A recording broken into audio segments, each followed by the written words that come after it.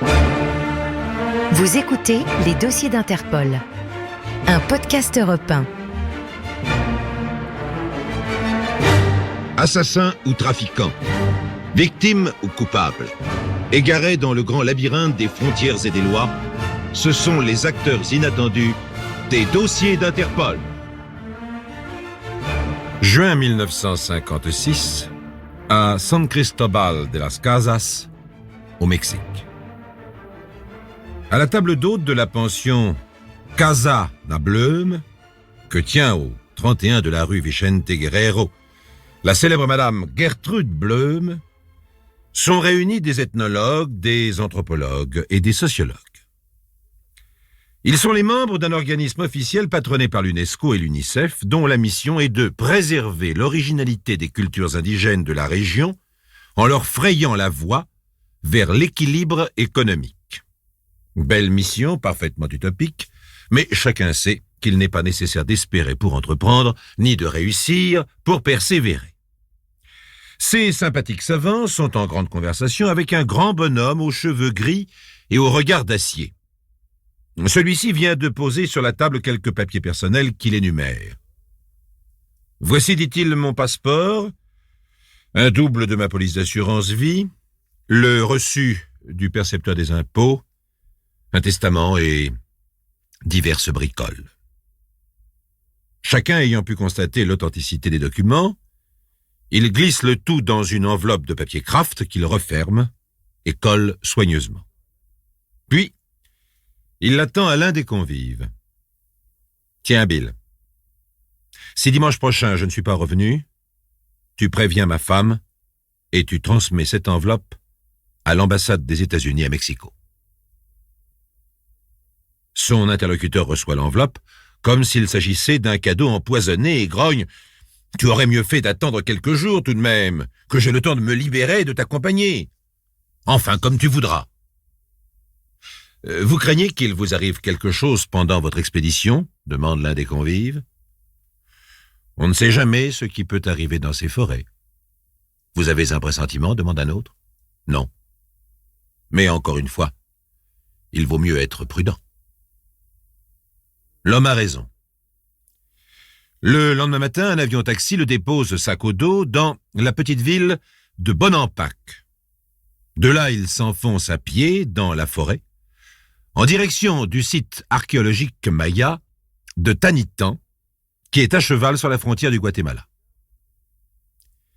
8 jours plus tard, sans nouvelles de lui, le dénommé Bill, comme convenu, prévient sa femme et fait parvenir l'enveloppe à l'ambassade des États-Unis à Mexico. Bien entendu, les polices mexicaines et guatémaltèques enquêtent. On l'aurait vu prendre l'avion à Guatemala City, à Mexico. On le signale à Bonn, en Allemagne, à New York.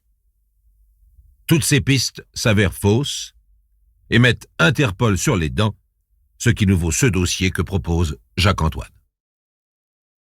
Sur le bureau de l'officier de la police mexicaine Herrero Suaki, un dossier se gonfle de jour en jour, celui de l'archéologue américain Jörg Nagel. Chaque fois qu'il entre dans son bureau, le policier lui jette un regard torve. Ses supérieurs lui ont dit et répété « Enfin, qu'est-ce qui se passe ? Cette affaire n'avance pas. Remuez-vous, bon sang, il faut faire quelque chose. » Mais Herrero Suaki est un policier calme, prudent, économe de ses efforts. Il préfère réfléchir avant de déplacer, ne serait-ce que de quelques mètres, ses 90 kilos de muscles et d'eau. Herrero, en effet, est un colosse. Ex-boxeur poids lourd, il a le nez cassé, les yeux bridés, les cheveux noirs et courts et frisés. Ses petits yeux malins n'ont peur de rien, sinon de l'effort inutile. Dans cette affaire, il a commencé par le commencement, savoir qui était ce Jörg Nagel, cet Allemand naturalisé américain, disparu depuis plus de 2 mois au cours d'une expédition dans la forêt vierge du Yucatan. D'après ce qu'il en sait maintenant, Jörg Nagel est un peintre réputé aux États-Unis. Âgé de 55 ans, il est né à Dresde, en Allemagne. Il a fait ses premières études à Berlin avant d'émigrer aux États-Unis dans sa 20e année. Il s'est fait naturaliser citoyen américain. Après avoir achevé ses études artistiques aux États-Unis, il s'est consacré à la peinture à l'huile. Il a exposé de nombreuses fois dans les grandes villes américaines. Il est aussi professeur à New York. Entre-temps, il s'est passionné pour les antiquités indiennes précolombiennes. L'année dernière, il fit dans ce but un premier voyage au Mexique. Cette année, il est revenu et s'est installé à San Cristobal de las Casas, d'où il est parti en expédition avec un autre Allemand, Bill Laufen, rencontré sur place, et lui aussi, épris d'archéologie. Il y a 3 mois, les 2 hommes organisaient une expédition qui aboutissait à une importante découverte dans le domaine des antiquités mayas. Enfin, il y a 2 mois, Jörg Negel disparaissait au cours d'une expédition solitaire. Ce qui est curieux, c'est qu'avant son départ, il ait confié ses papiers et son testament à son associé Bill Laufen. Avait-il un pressentiment? Se savait-il menacé? Oui, menacé, c'est vrai. Nous avions été menacés, a expliqué Bill Laufen. Herrero Souaki, en effet, grâce à Interpol, a fait contacter Bill Laufen qui est retourné aux États-Unis. Le site que nous avons découvert, explique Bill Laufen, est certainement très important. Il s'étend sur la rive gauche du rio Usumacinta, qui, en cette partie de son cours, décrit de nombreux méandres et sert de frontière naturelle entre le Mexique et le Guatemala. Le rio, qui mesure à cet endroit près de 200 mètres de large, a emporté plusieurs monuments parmi ceux qui étaient en bordure du fleuve, ce qui fait que le champ de fouilles s'étale sur près de 30 kilomètres. Dès notre retour à San Cristobal de las Casas, nous avons été contactés par un groupe d'archéologues professionnels qui explorent depuis plusieurs années la même région. Convaincus qu'ils auraient fini par découvrir ce site, ils estiment que c'est une chasse gardée et ils nous ont intimé l'ordre de ne plus y mettre les pieds. D'après l'interrogatoire de Bill Laufen, transmis par Interpol, à la question « Croyez-vous vos rivaux capables d'avoir assassiné Jörg Negel ?» Bill Laufen aurait répondu « Je ne sais pas. Ce sont des gens civilisés, courtois, du moins en apparence, mais on peut tirer de notre découverte un tel profit. » Comme je vous l'ai déjà expliqué, chers amis, dans un autre dossier d'Interpol, le commerce des antiquités mayas est une véritable industrie. Non seulement elles fourmillent, mais elles sont très recherchées pour leur beauté et leur originalité. Ce sont des villes entières que l'on découvre dans la forêt. Et il est bien évident qu'en les dégageant de la végétation tropicale, en procédant aux fouilles et aux restaurations, même élémentaires, une masse innombrable d'objets disparaît. Ce que voient les touristes, ce sont les monuments colossaux qui ne peuvent être déplacés, et les musées ne reçoivent probablement que le 10e des objets qui y ont été découverts. Il en était du moins ainsi lorsque se déroule cette affaire. Voilà pourquoi le policier mexicain Herrero Souaki décide d'aller interroger les archéologues concurrents du disparu au siège de leur mission à Villa Hermosa. Le siège de cette mission est situé sur les bords du rio Grijalva, dans une ravissante maison de style hispano-américain. L'escalier de bois soigneusement ciré craque sous les 90 kilos du policier lorsqu'il monte au bureau du conservateur, un Allemand, qui est aussi l'un des principaux animateurs de la mission. C'est un petit homme aimable, qui accueille son visiteur en dressant vers lui une barbiche en pointe. « Mais je vous en prie, asseyez-vous. » Mesurant d'un regard le poids du policier, il écarte une chaise de style pour glisser rapidement sous ses fesses une sorte de tabouret en bois massif. « Vous enquêtez sur la disparition de Jörg Negel, je suppose. » Cette affaire est consternante et nous avons hâte que la vérité soit enfin connue. Et oui, elle risque de jeter le discrédit sur tous les gens de ce métier. Or, s'il y en a de douteux, il en est aussi d'éminemment respectable. Inutile de vous dire que nous nous rangeons dans cette dernière catégorie. Mais je n'en doute pas. Cependant, Bill Laufen affirme que vous les auriez menacés, lui et Jörg Negel. Mais c'est faux, absolument faux. Non, nous leur avons demandé, et j'estime que nous en avions le droit, d'abandonner les recherches qu'ils mènent dans cette région. Tenez, regardez cette carte. Le petit homme à la barbiche en pointe montre sur un mur une immense carte divisée en carrés dont certains ont été légèrement grisés. Depuis 6 ans, nous quadrillons la forêt. Nous avons mis à jour quantité de stèles, de monuments, qui tous ont été déclarés, répertoriés, inventoriés sous la surveillance de l'administration. Or, vous voyez, nous avions atteint cette boucle du Rio Usumacinta.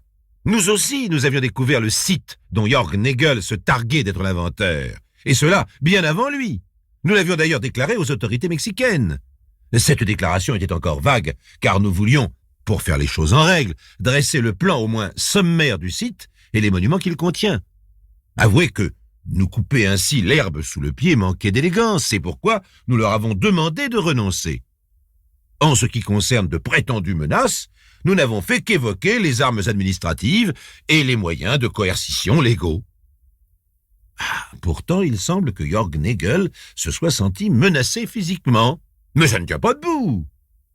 S'il s'était senti menacé, il ne serait pas parti seul. Alors pourquoi a-t-il confié ses papiers à Bellaufen? Vous savez, cela se fait couramment lorsqu'on part pour une telle expédition en solitaire. Les dangers de la forêt sont réels, vous savez.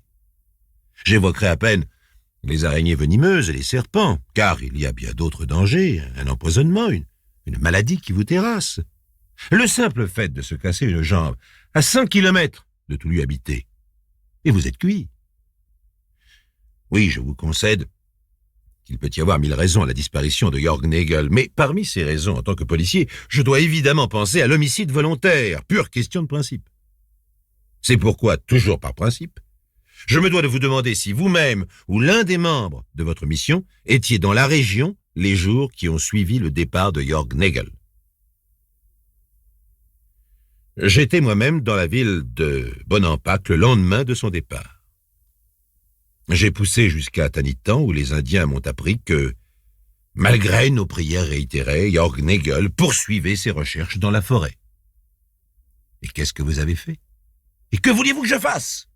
J'étais furieux, mais je ne pouvais rien faire sinon rentrer. 100 témoins vous confirmeront que je suis rentré sur le champ. D'ailleurs, je ne vois pas pourquoi vous me suspectez. Bien d'autres personnes pouvaient avoir intérêt à sa disparition. Ah oui? Et qui, par exemple? Comme je suis sûr que vous y avez déjà pensé, je n'hésite pas à formuler cette hypothèse. Pourquoi pas son associé, Bellaufen? On est mieux seul qu'à deux, assis sur un trésor. D'ailleurs, je me suis laissé dire que tout n'allait pas comme sur des roulettes entre eux, ils avaient des différends. Lesquels? Eh bien, pour commencer, celui qui découle de leur écart de fortune. Jörg Nagel est riche, c'est un peintre connu. Pour lui, l'archéologie était sans doute une passion purement désintéressée, ce qui n'est peut-être pas le cas de Bellaufen. Il est avocat, mais ses affaires ne vont pas tellement bien à New York. Il est très possible qu'il n'ait pas été d'accord quant à la façon d'exploiter leur découverte. Je me suis renseigné d'ailleurs. Bellaufen a quitté San Cristobal de las Casas le lendemain du départ de Jörg Nagel, et il n'est revenu que le dimanche. Il a soi-disant fait un saut à New York. Ce serait peut-être à vérifier. Ne croyez-vous pas? Herrero Souaki, un peu vexé, se lève, dominant le petit barbichu de 50 centimètres. Je vous remercie de vos conseils, mais ceci est mon affaire. Je reprendrai sans doute contact avec vous, mais chaque fois que vous voudrez. Voici donc Herrero Souaki pensif de retour à son bureau après 300 kilomètres de route inutile. Il vient d'accomplir cette démarche à Villahermosa pour répondre aux désirs de ses supérieurs. Il savait qu'il n'en tirerait rien. De même, c'est sans aucune conviction qu'il fait demander via Interpol un nouvel interrogatoire de Bellaufen. Ces archéologues ne sont pas des imbéciles. Un peu naïfs parfois, mais pas au point de s'en aller tuer de leurs mains un homme dans la forêt vierge. Quelques jours plus tard, le compte-rendu de l'interrogatoire de Bellaufen le confirme dans cette opinion. Ce dernier a effectué en effet un aller-retour Mexico-New York pendant l'expédition de Jörg Nagel. Toutefois, un petit détail attire son attention. Avant de se rendre à Mexico pour prendre l'avion, l'archéologue aurait fait un saut de puce à Bonampak, qui, je vous le rappelle, a été la base de départ de Jörg Nagel. Qu'alliez-vous faire là-bas, lui ont demandé les policiers. Il a répondu: j'avais réussi à me libérer, je voulais savoir si Jörg était parti. S'il avait été encore là, je l'aurais accompagné. Malheureusement, il était trop tard. Et c'est pour cela que je suis allé à New York. Et qui avez-vous vu à Bonampak? quelques-uns de nos amis indiens, notamment le chef du conseil des anciens du village de Tanitan, et c'est lui qui m'a confirmé le départ de York. Herrero Souaki est frappé par ce dernier détail. Ainsi donc, le lendemain du départ de York Nagel, son associé Bill Laufen et le représentant de la mission archéologique rivale se seraient trouvés en même temps dans le petit village de Bonampak. Est-ce une coïncidence? Avant d'approfondir, le policier mexicain doit se rendre sur les lieux de la disparition où il a décidé d'interroger les Indiens. Il va découvrir une vérité tout à fait inattendue. Les dossiers d'Interpol, un podcast européen. Au cours d'une expédition solitaire, York Nagel, un archéologue, disparaît. Herrero Souaki, policier mexicain, apprend que l'associé de York Nagel et un représentant d'une mission archéologique rivale se trouvaient dans la région à ce moment-là. Est-ce une coïncidence? Avant d'approfondir, Herrero Souaki doit se rendre au village de Tanitan sur les lieux de la disparition où il a décidé d'interroger les Indiens. Il y est reçu par le Conseil des Anciens dans une vaste maison rectangulaire aux murs de branchage, sous une toiture pyramidale coiffée d'une jarre renversée. Il y a là une douzaine d'hommes à la peau cuivrée, tous plus ridés les uns que les autres, vêtus d'une culotte courte et d'une chemise de toile grossière. Oui, explique le chef du conseil. Lorsqu'il parle, sa bouche sans dents s'ouvre comme une fente. Lorsqu'il se tait, son nez rejoint presque son menton. Oui, le signor Nagel a quitté le village le 17 août. Il n'avait pas d'armes, mais il portait un sac sur son dos. Où allait-il? Il est parti en direction du Rio Usumacinta. Est-ce que vous pouvez m'y conduire? Le chef des anciens consulte du regard les membres du conseil. Aucun d'eux n'a l'air très enthousiaste. Ils donnent pourtant leur accord accompagné de quelques commentaires dans leur langue qu'Herrero Souaki ne connaît pas. Je vais demander à quelques jeunes du village de vous guider. Et le vieillard se lève, signifiant que la réunion du conseil est terminée. Le policier mexicain reste assis. Attendez.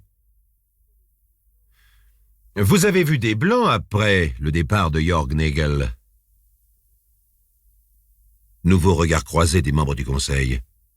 Nouveau commentaire intraduisible. Oui? Nous en avons vu deux le lendemain.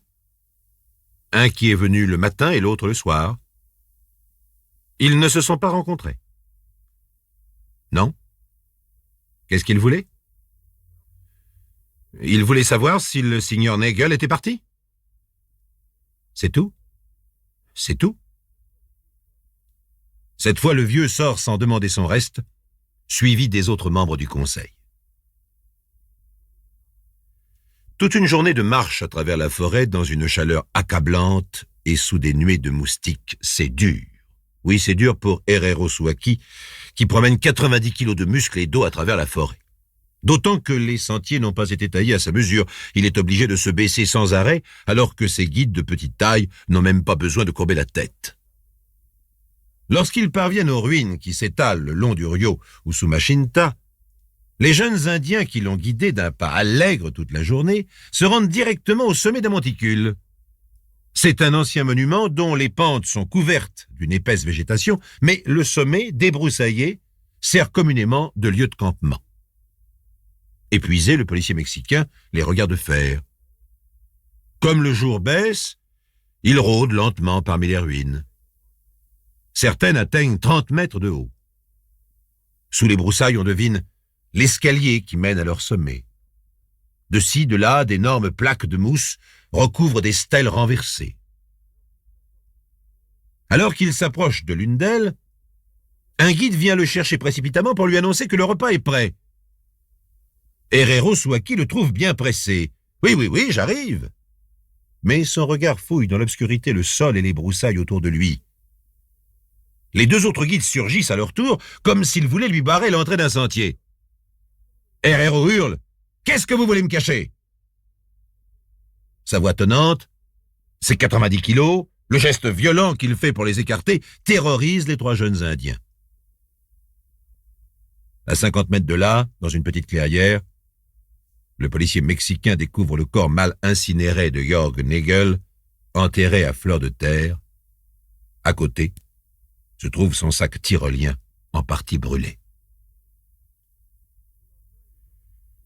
Le lendemain, les membres du conseil de Tanitan sont arrêtés par la police mexicaine.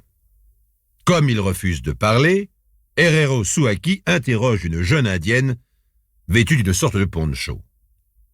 C'est elle qui a rencontré Jörg Nagel non loin du village. Celui-ci, égaré, venait de tourner en rond. Il lui a demandé par signe de le remettre sur le bon chemin. Effrayée, la jeune indienne s'est enfuie en criant.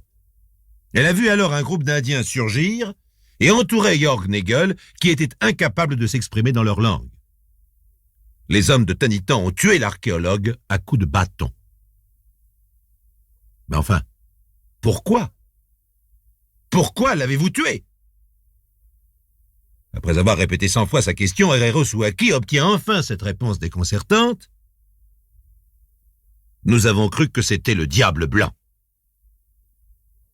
Bien entendu, le policier demande ce qu'est le diable blanc. D'après une légende maya, le diable blanc doit venir un jour dans le pays pour jeter un sort sur les récoltes et le bétail. Mais enfin, pourquoi lui ? Pourquoi Jörg Nagel et pas un autre ? Alors le chef du conseil des anciens ouvre sa bouche chandant pour expliquer. Les deux blancs, qui sont venus après le départ du signor Nagel, avaient l'air d'être très fâchés qu'il soit venu. Ils ont dit qu'il fallait se méfier de lui. Je leur ai demandé si c'était le diable blanc. Et ils m'ont répondu que c'était bien possible.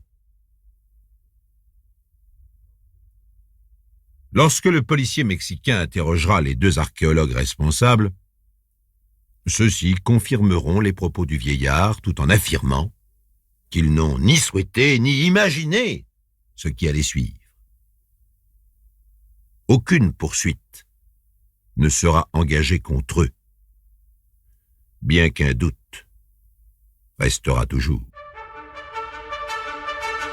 Vous venez d'écouter Les Dossiers d'Interpol, un podcast issu des archives d'Europe 1. Réalisation, Julien Tarot. Production, Estelle Lafont. Patrimoine sonore, Sylvaine Denis, Laetitia Casanova, Antoine Reclus. Europe 1 Archives. Bienvenue dans les récits extraordinaires de Pierre Bellemare. Un podcast issu des archives d'Europe 1. Hé Antoine, t'as besoin d'un coup de main ? Mais alors tu le ramènes ce filet ? Ou est-ce que le givre te rend paralysé des doigts ? Il n'est pas fier l'Antoine, le moussaillon. Le patron, il a l'air bon enfant comme ça, mais il ne plaisante pas quand on tarde à la manœuvre. Et Antoine, le pied collé contre les planches du bastingage, Antoine tire de toutes ses forces. La petite embarcation roule bord sur bord, car la Méditerranée est mauvaise en ces premiers jours de l'année 1935. Au large de Planier, près de la Pointe-Rouge, pas loin de Marseille, il y a des courants qui ne facilitent pas la tâche des pêcheurs. Mais c'est le froid surtout. Le froid qui raidit tout. Les vêtements trempés, les filets et les doigts. Les pauvres doigts tout bleus de l'Antoine, le moussaillon. Hé patron, je le tire ce sacré filet, mais qu'il est lourd, qu'il est lourd. Et en plus j'ai froid. Vivement le port que je me réchauffe avec un bon vin sucré. En tout cas, en voilà un qu'on ne réchauffera pas, ajoute le patron. Antoine a poussé un grand cri. Et du coup, il a laissé repartir 3 mètres de filet. Heureusement que le patron était derrière lui pour le retenir. Antoine a crié parce que ce qu'il vient de voir, c'est quelque chose de pas joli du tout. Eh bien, petit, tu vas quand même pas tourner de l'œil comme une fillette. C'est jamais qu'un noyé, tu sais. Si tu veux continuer à faire la pêche autour de la Pointe-Rouge, va falloir t'habituer. Ah, c'est peut-être le premier que tu prends, mais c'est sûrement pas ton dernier.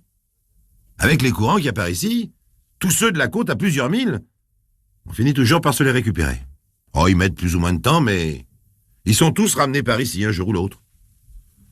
Celui-là, ça fait sûrement un bout de temps qu'il tient compagnie aux poissons. Et d'ailleurs, on va pouvoir vérifier. Allez, petit, aide-moi à le remonter. Effectivement, le malheureux dont le corps vient d'être ainsi retrouvé doit avoir séjourné dans l'eau depuis de nombreux jours. Plus de visage. Le reste de sa personne déjà informe. C'est un spectacle difficile à soutenir, un spectacle que le moussaillon n'est pas prêt d'oublier. Et puis après, il y a les formalités, les autorités du port à prévenir, la déposition à faire à la police. Mais on peut presque dire que tout cela, c'est de la routine à Marseille. À Marseille où sévit un milieu dont les méthodes expéditives n'ont rien à envier à celles qu'emploient les durs de Chicago ou de New York. Un entrefilet en style télégraphique, en 3e page des journaux locaux, ce sera la seule épitaphe de ce mort anonyme. Pourtant, ce court message est suffisant pour ceux qui cherchent désespérément la trace d'un être cher. Ils courent les hôpitaux et les commissariats, ils épluchent la presse, de la première à la dernière ligne. Cette fois-ci, c'est au dépôt du cimetière Saint-Pierre que vont accourir 2 ou 3 familles éplorées. Toutes sauf une repartiront vaguement soulagées. Ce n'est pas lui. Mais pour l'une de ces familles, l'angoisse de la recherche s'arrête à la morgue. C'est la tragique certitude. Oui, les parents d'un employé des chemins de fer de la ligne PLM reconnaissent formellement dans ce corps informe les restes de leur fils, disparu à la fin de l'année dernière. On signe les papiers et l'on s'en va en pleurant. Il ne reste plus aux ouvriers de la mort qu'à clouer le cercueil pour que cette simple tragédie se termine. C'est au contraire à ce moment que commence un des troublants mystères policiers de ce milieu de siècle. Un mystère qui ne trouvera sa conclusion que dans une autre tragédie, 13 ans plus tard. À cause de son héroïne principale, Grégory Franck a intitulé cette histoire « Irma la rouquine » ou « Le secret sous un casque de feu ».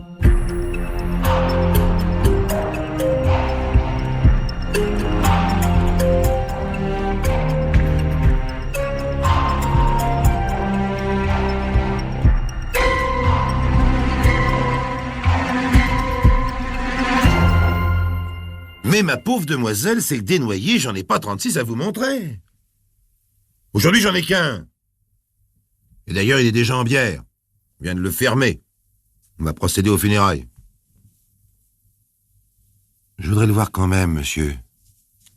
Je vous en prie. Je suis désolé, mademoiselle, mais c'est pas possible. D'abord, ça serait pas très beau à regarder. Ensuite, je vous dis qu'on vient de fermer la bière. Et puis on vient de l'identifier, formellement. Ah bon? Qui l'a identifié? C'est sa famille. Alors on sait qui c'est. C'était employé au chemin de fer, au PLM. Ah bon? Un employé des chemins de fer. La jeune fille baisse la tête, serre frileusement son manteau de fourrure contre elle et fait quelques pas en direction de la sortie du bureau de la morgue. Puis elle se ravise, revient. C'est bien celui qu'on a repêché à la madrague de Montredon. Mais oui, mademoiselle. Écoutez, monsieur, je voudrais quand même voir ses affaires personnelles. Il avait bien des bijoux, une montre. Bon, si vous y tenez, c'est déjà plus facile. Tenez, je les ai justement dans mon tiroir. Et voilà. Ça vous convient comme ça? Laissez-moi les regarder. La jeune femme se penche avidement sur la montre et la giletière que l'employé vient de sortir d'une grande enveloppe. Ce sont de pauvres objets usés, où le métal apparaît sous une mince couche d'argent. Non. Non, ce n'est pas ça. Ce n'est pas ça. Elle a crié presque. Puis, elle s'est mise à rire nerveusement. Maintenant, elle tourne les talons et s'en va sans rien ajouter, avec toujours ce rire aigrelé. Drôle de fille, pense l'employé, en remettant la montre dans l'enveloppe. Ah oui, ça pour une drôle de fille, c'était une drôle de fille, monsieur l'inspecteur. Elle voulait absolument voir le cadavre. Alors c'est pas possible que je lui ai dit. Il est en bière, votre cadavre. Puis de toute manière, c'est pas le vôtre. C'est un employé de chemin de fer. Même que la famille vient de signer les papiers. Et malgré ça, vous me dites, monsieur, qu'elle a insisté. Madame. Alors après, c'est les bijoux qu'elle a voulu voir. D'ailleurs, quand je dis des bijoux, une montre en acier toute vieille, une montre d'ouvrier, monsieur l'inspecteur. C'est sûrement pas ce qu'elle s'attendait à voir. D'ailleurs, elle a paru soulagée. Elle est partie en riant. Vous ne croyez peut-être pas si bien dire. Vous pourriez me la décrire, s'il vous plaît? Bah, c'est que j'en ai pas vu beaucoup, avec son manteau de fourrure et son grand col. Elle était pas bien vieille, en tout cas. La vingtaine. Peut-être un peu moins, peut-être un peu plus. Ah, mais toute menue comme une gamine. Vous avez vu son visage? Ah oui? Une drôle de petite frimousse pleine de grains de sang, avec un nez tout reculé en arrière, la pointe vers le haut. Vous savez, comme ces petits chiens chinois qui font des grimaces. Vous voulez peut-être dire un Pékinois? Oui, c'est ça, vous avez mis le doigt dessus, un Pékinois. Mais attention, monsieur l'inspecteur, mignonne, drôlement mignonne. Et puis alors sa lèvre d'en haut qui découvrait des petites dents toutes blanches, comme si elle souriait tout le temps. Mais elle souriait pas. Elle était même plutôt triste. On aurait dit qu'elle avait peur de quelque chose. Et vous n'oubliez rien dans votre description? Du côté des cheveux, par exemple. Oh, ça c'est pas possible d'être bête à ce point-là. Je vous disais tout sauf pour les cheveux. Ah, je pense bien que je les ai vus, ces cheveux. Ah, et quand on les a vus, on les oublie pas. Hein. Bien coiffés, lisses, tout brillants. Et d'une couleur... du cuivre, monsieur l'inspecteur. Mieux que ça, on aurait dit des flammes rousses, comme un casque sur la tête. Oui, monsieur l'inspecteur, comme un casque de feu. Sur le seuil de la morgue, l'inspecteur s'arrête pour allumer une cigarette et il ébauche un sourire. Il faut vraiment leur tirer les verres du nez à ces fonctionnaires. Mais enfin, nous y sommes. Le témoignage concorde bien. Irma Laroukine, casque de feu, a bien quelque chose à cacher. Pour une fois, les indicateurs ont levé un beau lièvre. Ce n'est sûrement pas par hasard que la petite s'intéresse au cadavre des noyés de la Pointe-Rouge. Il y a bien un secret dans cette charmante petite tête. Un secret sous le casque de feu.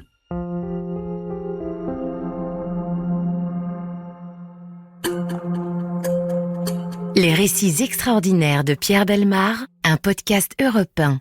Comment l'inspecteur de la police judiciaire de Marseille en est-il venu à s'intéresser de près à cette jeune femme rousse, laquelle s'intéresse de près aux noyés remisés à la morgue?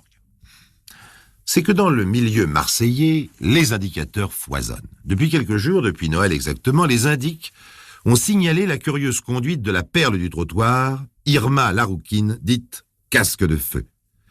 C'est un personnage, Irma. Et avant de vous parler de sa conduite bizarre, je ne résiste pas à vous retracer sa carrière qui a commencé très très tôt. Elle a débuté à 8 ans. Oh non, rassurez-vous, pas dans le plus vieux métier du monde, enfin, pas tout de suite. À 8 ans, Irma Fischer se contente d'être célèbre en tant que chanteuse prodige sur une scène qui a énormément d'importance à Marseille, l'Opéra municipal. La vieille tante qui l'a élevée est très fière d'elle. Et la gamine, qui a déjà son indépendance, pousse tant bien que mal la chansonnette et joue des coudes pour se faire sa place au soleil de la Canebière. Elle enlève tous les prix chaque année dans des concours de théâtre et de music-hall. Mais elle trouve que cela ne va pas encore assez vite. Elle veut gagner sa vie. Et la voici à 13 ans, Kaamelott. Enfin, je suppose que Kaamelott est le féminin de Camelot. C'est bien ce métier-là qu'elle fait en tout cas. Elle vend des cravates aux couleurs criardes sur une mallette et dans la rue. La rue, malheureusement, ne lui portera pas bonheur. Avec sa faconde, son bagou et son sourire qui ne la quittent jamais, la petite Irma attire n'importe qui, et déjà, elle ne sait pas dire non. À 14 ans, elle accouche d'une petite fille dont elle ne connaît bien sûr pas le père. Et à l'âge où on joue encore à la poupée, Irma Fischer va connaître le début de ce que l'on appelle la mauvaise pente. Cet enfant naît d'une rencontre est sourde et muette. Pour porter ce fardeau, pour élever ce petit être fermé au monde, Irma va vraiment descendre dans le ruisseau. L'enfant est confié à sa tante. Irma coupe ses belles tresses rouges qui lui servaient d'enseigne quand elle vendait des cravates, et elle va adopter un tout autre genre. Jupe luisante, très serrée, fendue haut sur la cuisse, bas de soie couleur de fumée à grosse couture, dessinant ses mollets cambrés par des talons trop fins. Et son visage, son mignon petit visage de Pékinois disparaît derrière un masque de fard aux couleurs agressives. Pour couronner le tout, ses cheveux de cuivre lissés à la garçonne lui vaudront le surnom de casque de feu. Rue de la Darse, rue Sainte, rue de Paradis, voilà maintenant le fief d'Irma Laroukine.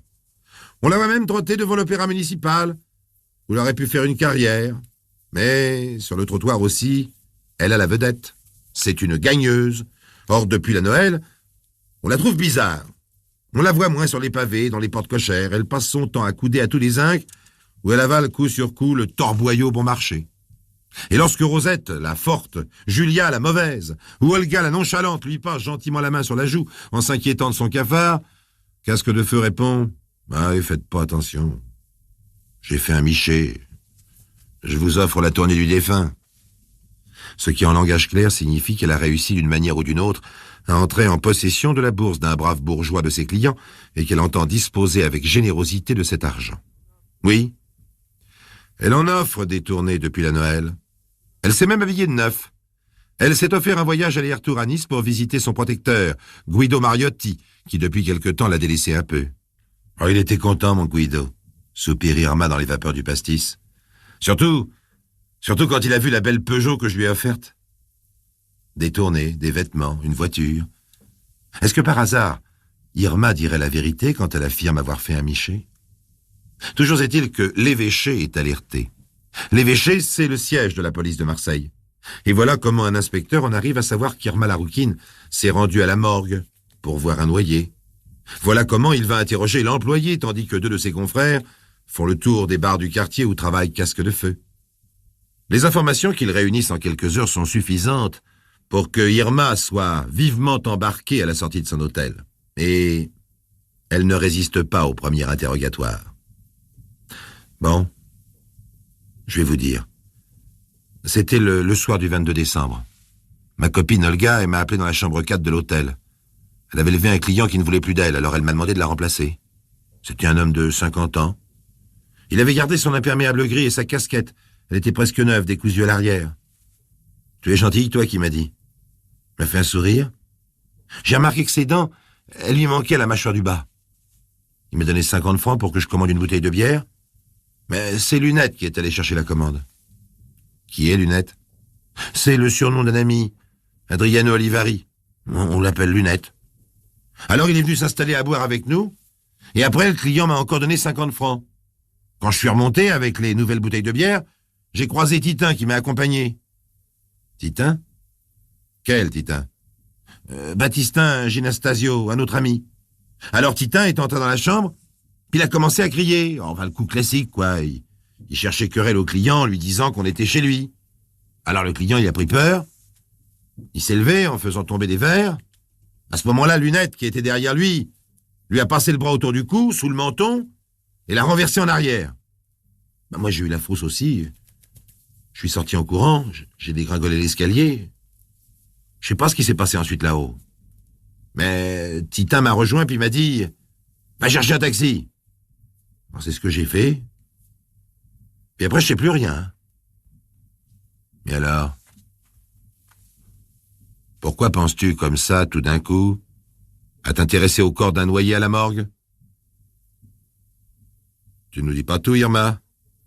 Non, je sais rien. C'était juste une supposition. Puis d'ailleurs, c'était pas lui. Parce que j'aurais reconnu sa montre et sa chaîne de gilet en or.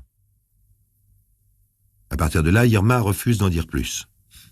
Les journaux commencent à parler de la chose, et un passant vient témoigner spontanément. Le 22 décembre au soir, j'ai vu deux hommes devant l'hôtel Lully, ils faisaient glisser un corps inanimé dans un taxi, arrêté devant la porte. Comme j'ai ralenti le pas, l'un d'eux m'a dit « T'occupe pas, c'est un client qui s'est trouvé mal à l'hôtel. On l'emmène à l'hôpital. » Le taxi, pas moyen de le retrouver. Quant aux deux hommes, c'était sûrement Titin et Lunette. Mais Lunette a disparu, probablement en Italie, son pays d'origine. Quant à Titin, on l'arrête en compagnie de Graziani, le gérant de l'hôtel Lully. Et comme par hasard, Graziani vient de céder sa gérance depuis quelques jours. On le cuisine un peu, et il finit par dire « J'ai entendu du bruit dans la chambre 4, puis j'ai vu un homme qui semblait assommé descendre l'escalier soutenu par Lunette et Titin. Mais il y avait aussi Victor Comte, un de leurs copains. Et puis il y avait la rouquine. C'est pas vrai !» hurle le Casque de Feu. « C'est toi qui as donné un coup de main pour porter le client. Et après, vous êtes allé le noyer. » Et ils vont passer leur temps à s'accuser les uns les autres. Impossible de tirer quoi que ce soit de ces témoignages contradictoires. Mais vous avez entendu, un nouveau personnage est entré en scène, Victor Comte. Celui-là va se présenter spontanément au juge d'instruction. Il va en profiter pour parler de sa bonne foi, et on ne pourra rien prouver contre lui. L'affaire est d'autant plus difficile que, s'il semble bien y avoir eu un crime la nuit du 22 décembre dans la chambre 4 de l'hôtel Lully, il n'y a pour l'instant pas de cadavre. Qui peut donc être la mystérieuse victime? Il y a 2 solutions. Ou bien le client d'Irma Laroukine a bien été tué, et dans ce cas-là, son cadavre ne parlera pas, surtout si on l'a jeté à l'eau bien lesté d'une grosse pierre, ou bien il a été simplement assommé, dévalisé, et déposé dans un quelconque terrain vague. Et dans ce cas-là, il y a peu de chances pour qu'il vienne se vanter à la police de sa mésaventure. Un garçon de restaurant a remarqué quelque chose. Nous avions un client qui voulait prendre pension chez nous. Il n'est pas revenu depuis le 22 décembre. Ou un monsieur dans la 50aine qui mangeait toujours la même chose, pâte au beurre, fromage et fruits. Je lui ai demandé s'il était malade, et il m'a répondu non. Non, c'est à cause des dents qui me manquent à la mâchoire du bas. J'ai remarqué aussi son imperméable gris et une casquette, presque neuve, qu'il ne quittait jamais.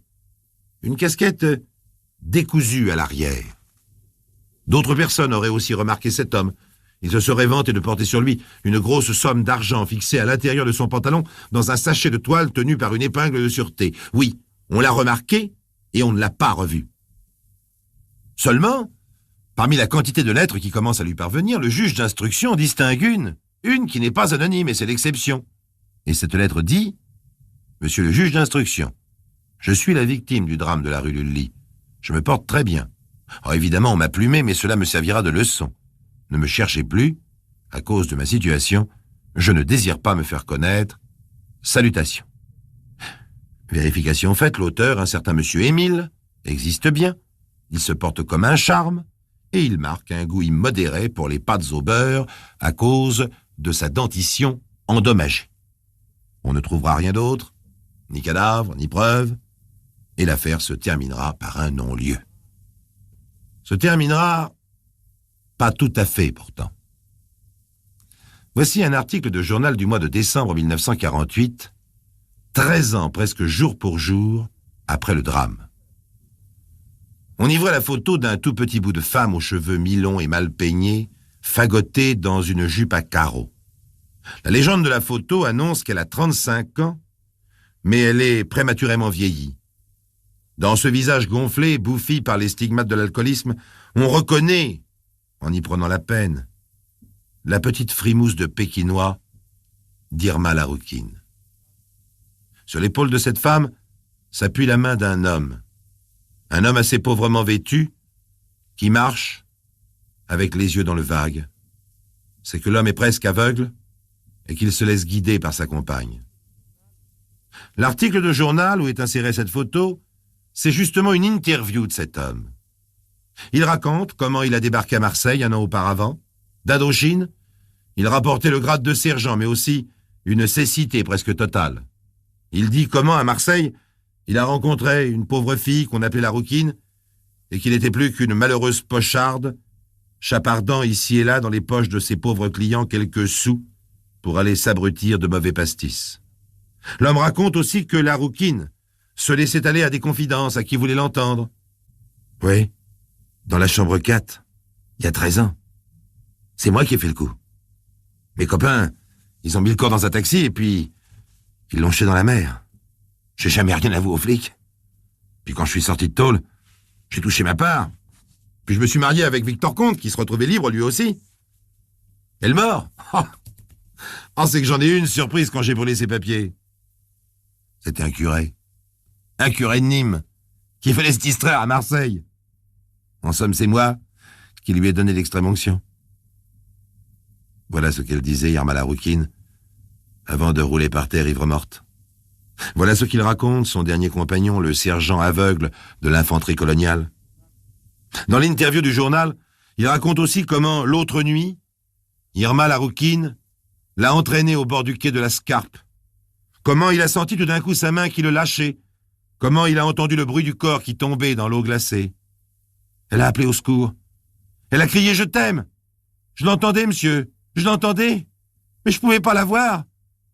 Vous comprenez, monsieur? Et le journaliste a pris une photo. L'homme, tout seul, au bord du quai, qui montre l'endroit où Irma Laroukine s'est jetée dans la Scarpe. La Scarpe, vous savez, c'est une rivière qui coule à Arras, dans le nord, très très loin de la Pointe Rouge de Marseille.